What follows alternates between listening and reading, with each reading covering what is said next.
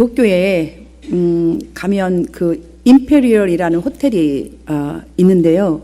이 호텔을 지은 사람은 미국인 프랭크 라이트라는 사람이라고 합니다.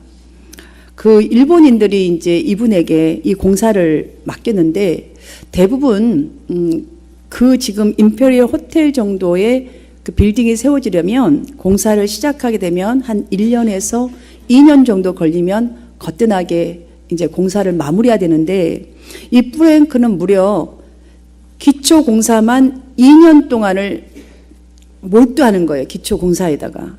그러다 보니까 사람들은 왜 기초 공사에 이렇게 많은 돈을 낭비하면서 오랜 시간을 보낼 필요가 있느냐면서 그를 비난하기 시작했습니다. 그럼에도 불구하고 그는 묵묵히 그냥 기초 공사에만 열심히 2년을 또 투자를 하고 또 건물을 세우는데 다시 또 2년을 이렇게 걸리면서 만 4년 만에 호텔을 완성했습니다.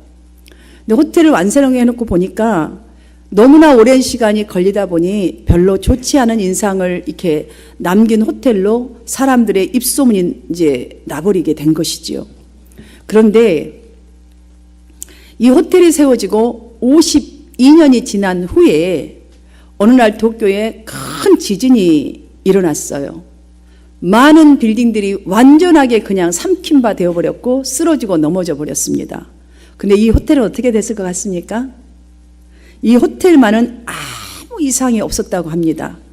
호텔 안에 물건들 중에 지진이 일어났다면 좀 쉐이킹이 일어나야 되지 않겠습니까? 그러면 어느 물건이 파괴되거나 뭐 쓰러지고 이래야 되는데 파괴된 것이 하나도 없을 정도였던 그런 기적이 이 호텔에 일어났다고 합니다.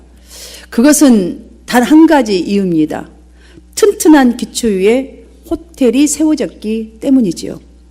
그 후부터 이 호텔을 지은 이 프랭크 라이드라는 이 사람의 이름이 일본의 건축계의 아주 유명한 사람의 이름으로 이제 전해지고 있습니다. 지금도 그렇다고 합니다.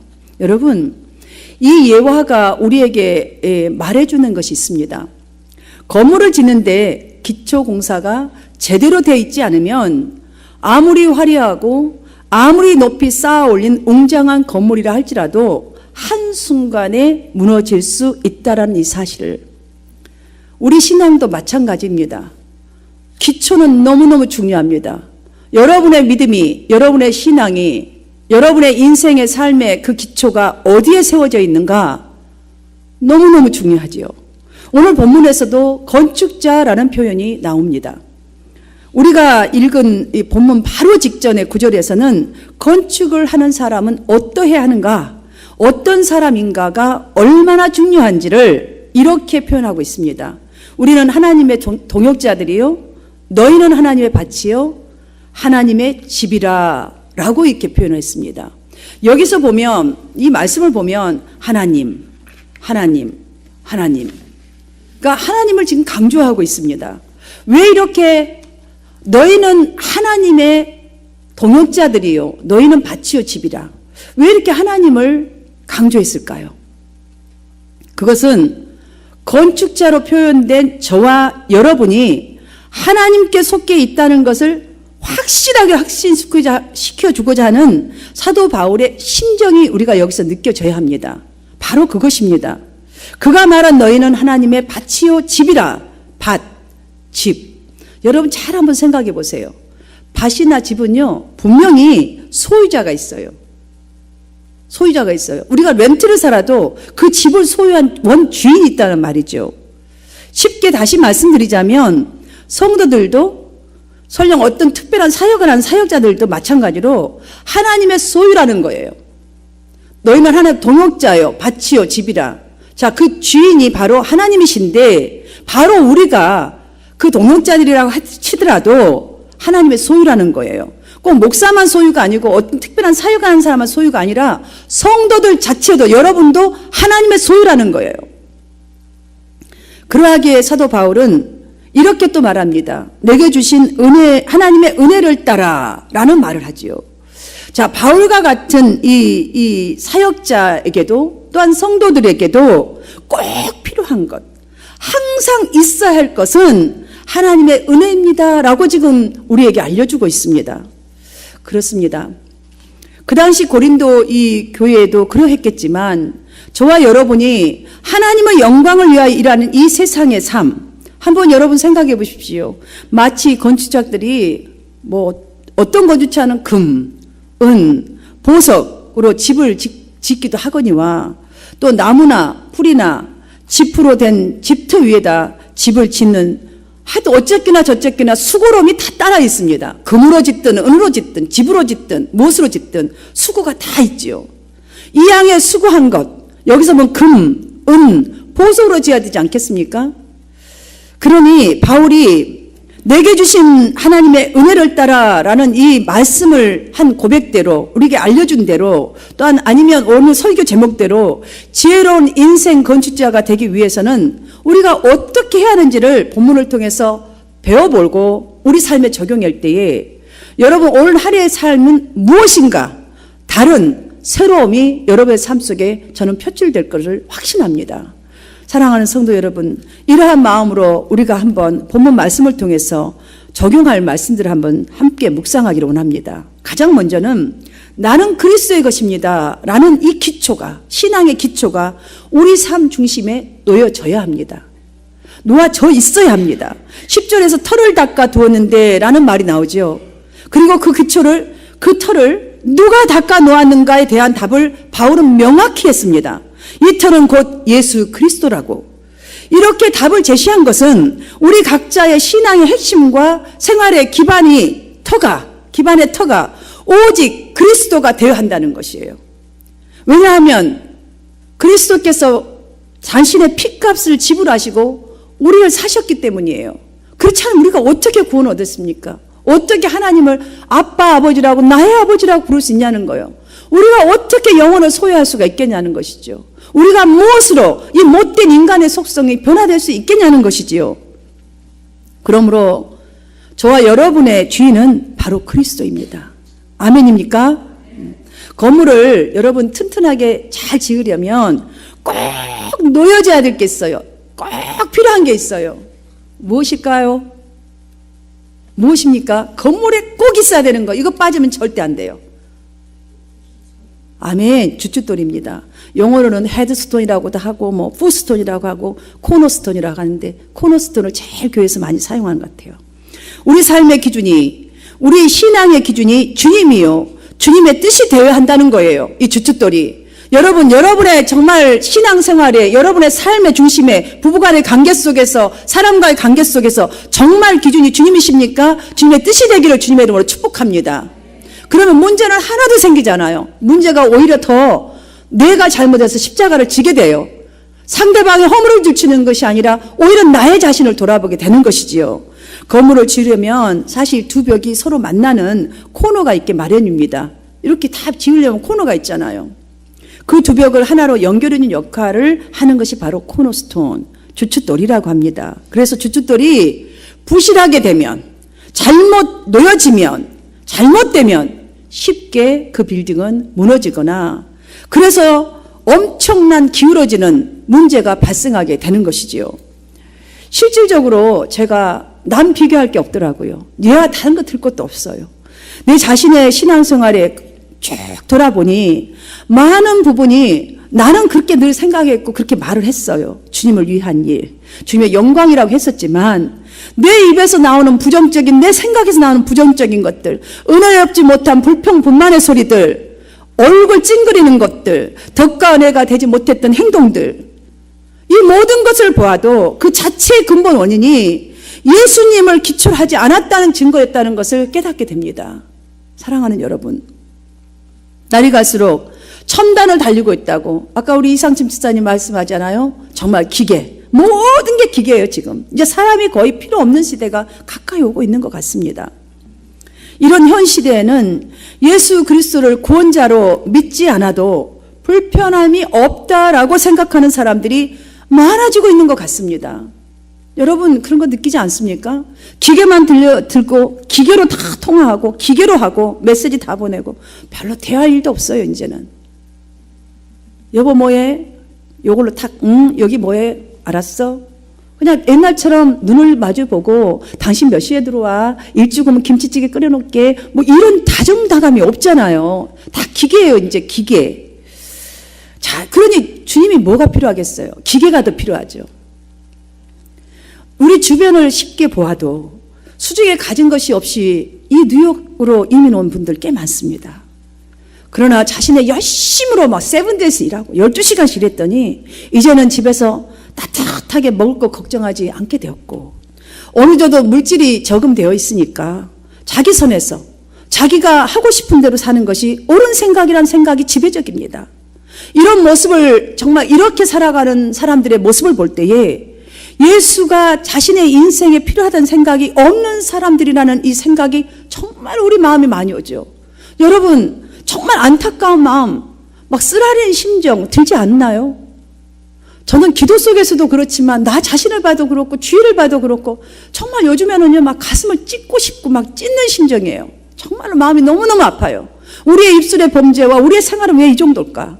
예수를 30년, 20년 믿었다면 뭔가 달라져 있어야 되는데 왜 그 모양 그 꼴일까? 왜 주님은 나에게 이런 기도를 하라고 시키실까? 나 같은 인간에게, 나 같은 못된 자에게.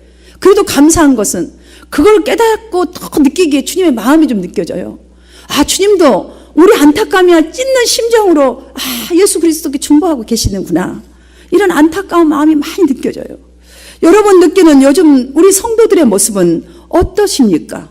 여러분이 느끼는 성도들의 모습.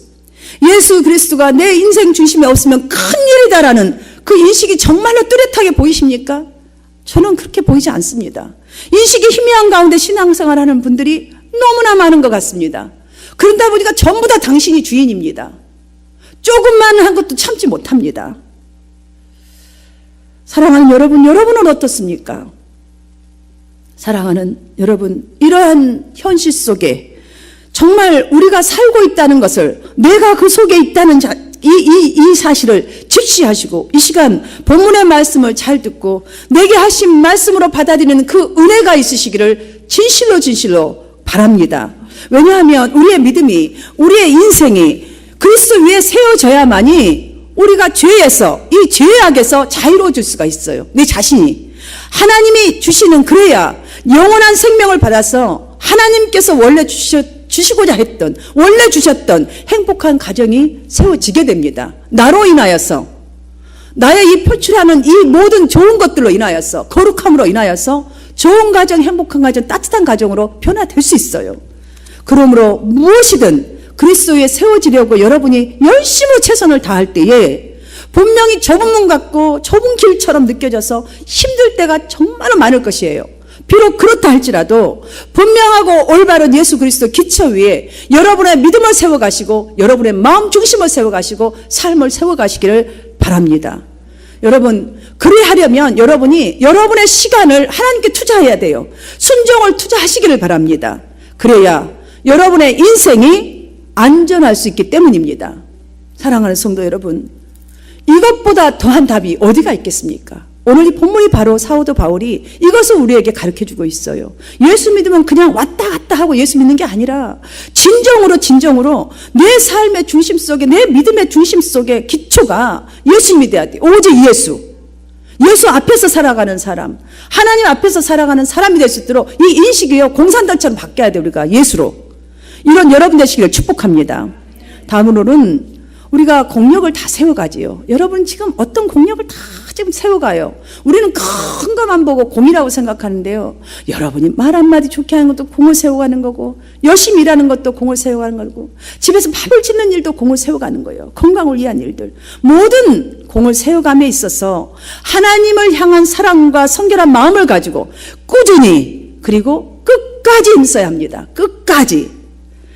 여러분, 양심 냉장고라 불리는 선물을 아무도 보지 않는 길에다 세워놓고 신호를 잘 준수하고 지키는 이 운전자들에게 주는 그 텔레비전 프로그램이 있었어요. 여러분, 이 그냥 요것만 들어봐도 금방 여러분이 어떤 프로그램인지 알 수 있잖아요. 그것도 절미하고 이 프로그램이 무엇을 말해주고 있다고 보십니까? 양심을 지키는 것은 누가 보거나 보지 않거나 라는 기준과는 아무 상관없이 양심은 스스로 지키는 것이어야 한다는 것을 지금 좀 가르쳐주기 위한 프로그램이 아니겠습니까? 예를 들어서 여러분이 냉장고를 받고 싶어서 양심을 지키는 것이 아니라 그렇게 하는 것이 마땅히 정말 우리가 운전자의 안전을 지키고 또한 운전자의 신호를 잘 지킨다는 것이 마땅히 할 것이라고 생각하고 지키고 있다가 어느 날 부산물로 만약에 냉장고가 생겼다 한다면 여러분 기분이 어떨 것 같습니까? 완전히 빅 서프라이즈일 거예요. 의외의 기쁨이 막 말할 수 없잖아. 생각지도 못했어. 마땅히 해야 될 일 했을 뿐인데 어머나 냉장고야 뭐 이럴 거 아니냐고요. 그 냉장고 작은 크든요 아무 생각 없이 마땅히 지켜야 할 일이라고 잘 지키고 가는데 탁 나를 잡더니 서라 그러더니 냉장고가 빠바방 촥 나온다 생각해 보세요. 얼마나 기분이 좋겠어요. 아 대박이야 대박이야. 어떻게 나에게 이런 행운이 올 수가 있어. 사랑하는 여러분, 그런데 만약에 그것이 아니라 정말 우리가 기쁨만 얻는 것이 아니라 그 기쁨이 많은 사람들에게도 그걸 보는 사람들은요 감동을 받고 또한 덕과 은혜를 끼치는 삶이 아니겠습니까? 그런데 하지만 반대로 냉장고를 얻어 가지려는 마음으로 지키는 일이라면 사실요 스스로 속이는 일이 되는 거예요. 이거는 양심 나쁘잖아요. 냉장고 타려고 하는 것이지 평상시에 아무렇게 살았다는 증거잖아요.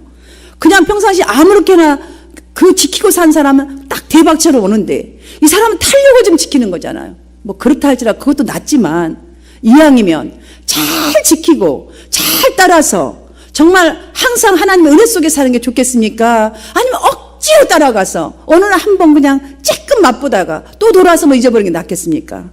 사랑하는 성도 여러분, 진정으로 우리가 사도 바울은 이 닦아둔 것 외에 이 닦아둔 것 외에 능히 다른 터를 닦아둘 자가 없으니 이 터는 곧 그리스도 예수라라는 이 말과 함께 그리고 각각 어떻게 그 위에 세울까 조심하라라는 말을 해줍니다.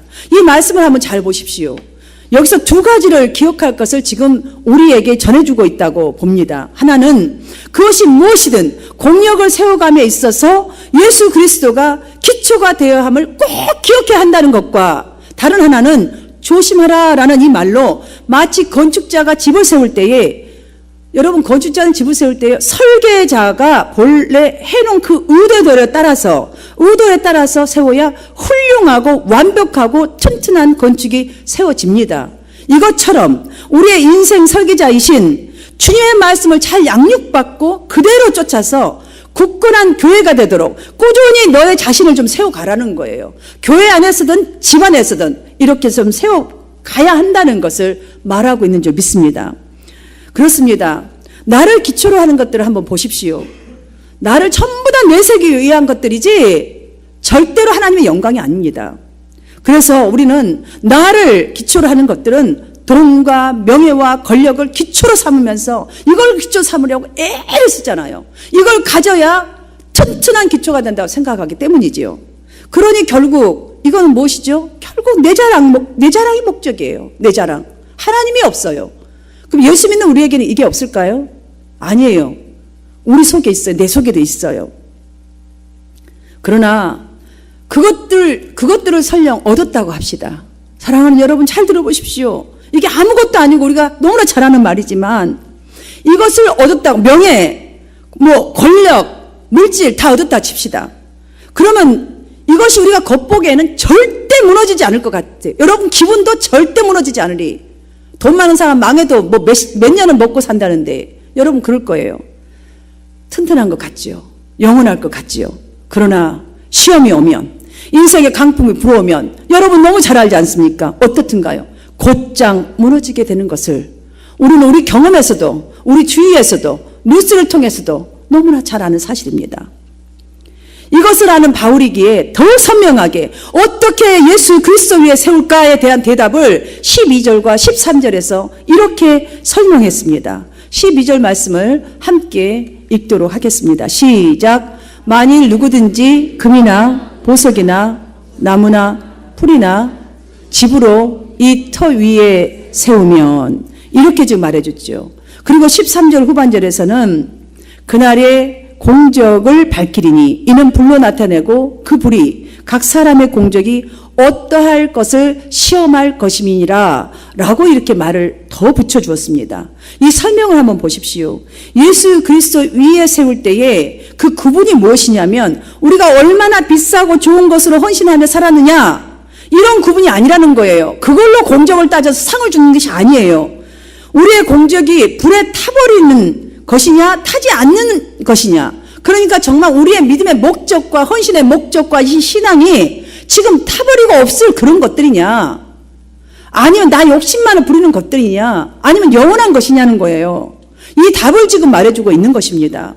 다시 말씀드리자면 건물의 재료처럼 여러분의 삶에 나온 공적이 만약에 금, 은, 보석과 같은 믿음으로 저어졌다면 영원할 것이고 절대로 불타지 않을 거라는 거예요. 상급으로 이어질 것이라는 말씀입니다. 하지만 나무나 풀, 집으로 세워지고 지어져 간다면 점이 먹을 수도 있고 여러분 썩을 수도 있고 불이 붙으면 타서 소멸되어 버릴 것이라는 이 무서운 비밀을 지금 우리가 듣고 있는 것이죠.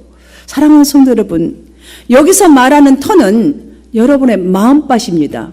여러분의 지금 믿음의 밭을 말하고 있는 것입니다. 사랑하는 성도 여러분, 절대 무너지지도 타서 없어지지도 아니하고 영원히 남을 거룩하신 예수 그리스도의 성품이 다시 우리 마음속에, 저와 여러분의 마음속에 재건되어지기를 바랍니다. 참으로 우리의 마음이 그리스도의 마음으로 재건되어져야만이, 그 마음이 삶으로 표출될 때만이 오늘 본문 14절이 바로 결론입니다. 함께 봉독하도록 하겠습니다. 14절 말씀 제가 읽어드리겠습니다. 만일 누구든지 그 위에 세운 공적이 그대로 있으면 상을 받고 라고 했습니다. 여러분, 진정으로 우리의 믿음이, 여러분의 삶의 정말 헌신의 그 본질이 예수 그리스도를 향한, 정말 하나님을 향한 그 사랑과 그 은혜로 더불어서 지어져 갖고 해내었다면, 그 공적이 그대로 남아서 하나님 앞에서 심판대 앞에 선다면 상을 받고 면류관을 받으려 했지 않아요. 그래서 사도 바울은 표대를 향하여 달려간다 했어요. 그것만을 향하여 달려간다 했어요. 그게 인생의 성공의 비결인 줄 믿습니다. 오직 하나님의 뜻과 의를 위해서 사는 우리 자신의 일생을 그래야만이 하나님께서 일하여 주십니다. 하나님께서 돌보실 수 있습니다. 하나님께서 사람 앞에서 하나님 앞에서 여러분의 믿음과 공력을 밝히 드러낼 것이라는 이 교훈을 잠시도 잊지 마시기를 축원합니다. 하나님은 분명히 우리 각자가 그때 세운 공력이 어떠한 것인지 분명히 시험하신다는 거예요. 불이 시험한다잖아요. 불이. 여러분, 우리의 믿음에요, 시험은 곧 어려운 일이 있을 때 알 수가 있어요. 편안할 때는 다 믿음 좋은 것 같아요. 다 거룩해요. 다 아름답습니다. 다 은혜롭습니다. 그런데 문제 탁 여러분 앞에, 여러분에게 닥칠 때 그게 불입니다. 그게 시험입니다. 여러분, 이때는 나의 시험을 지금 테스트하는구나, 내가 이 시험을 통과해야 한다는 이거를 꼭 이 말씀을 기억하십시오. 왜냐하면 우리의 공력이 불타지 아니하고 그대로 있게 함으로써 이 불은, 이 시험은 바로 상 주시기 위한 하나님의 테스트요. 반대로 사단 마귀는 우리를 완벽하게 넘어뜨려서 정말 집처럼 타버리고 영원히 남지 못하도록 만들게 하는 그 두 가지 갈림길에 여러분이 서 있다는 사실이지요. 사랑하는 여러분, 그러니 당연하게 전자가 아니겠습니까?